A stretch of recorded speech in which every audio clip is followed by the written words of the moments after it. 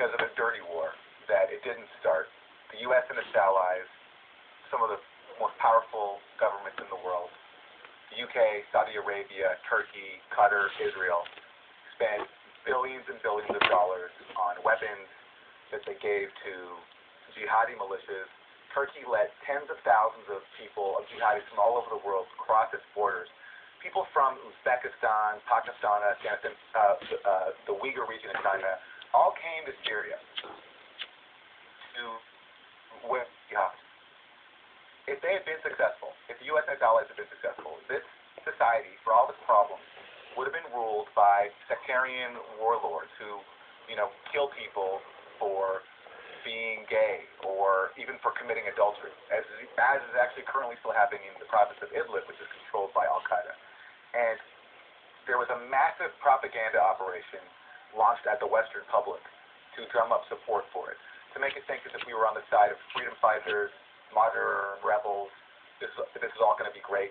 And so many people in our media system, like no other story I've ever seen before, fell for it. I mean, I have to admit, I was actually duped by some of the propaganda at first, too, until I did some reading on my own and I realized just what a crime this was.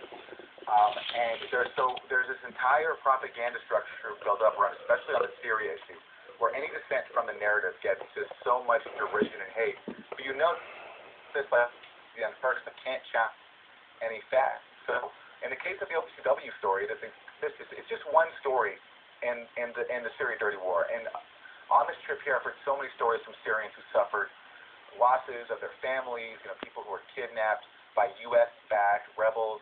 I went to someone's house who had a bunker because she lives in Damascus' old city, one of the most, precious places in the world, going back to the first century.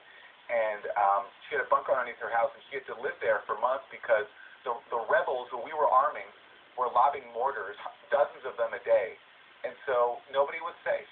And then in response to that, Syria, Russia, and Iran, but Syria and Russia especially, launched a very brutal bombing campaign.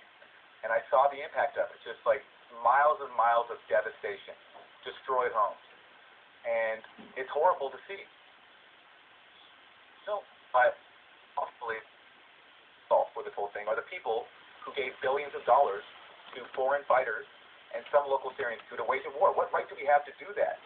And it led to destroying what was a stable country, which before the war actually had one of the best healthcare systems in the entire Middle East.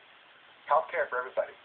Now leaving it in ruins, and it's still continuing because you have the U.S. is still occupying about a third of Syria, stealing its oil and its wheat, so it can't access its own fuel and wheat.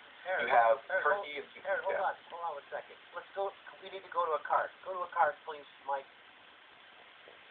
We're having a second.